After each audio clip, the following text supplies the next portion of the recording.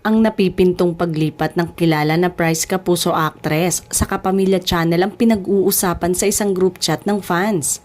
Karamihan sa fans na ito ay supporters ng mga programa sa GMA7, kaya nalulungkot sila kung matutuloy ang paglipat ng aktres. Hinihintay na lang daw ang deal ng manager ng aktres at posible nang i-announce na ang formal na pagpirma nito ng kontrata sa lilipatang network.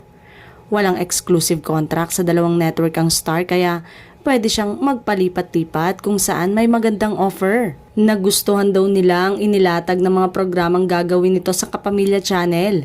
Makakasama umano nito ang mga bigating celebrity na hindi pa niya nakatrabaho noon. Kaya maaaring isa ito sa mga dahilan kaya siya lilipat.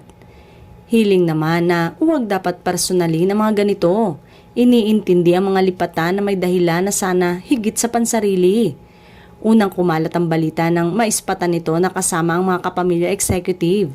Naghinala ang mga netizen na baka lumipat na ito ng tuluyan. Dahil sa rami ng mga bagong TV shows na abangan natin, marami na rin mga bagong mukhang ilulunsad.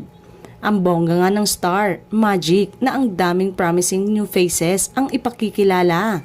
Samantalang, hindi na bago ang rigodon ng mga artista sa mga TV network, lalo na simula na magkaroon ng partnership ang ABS-CBN at GMA Network.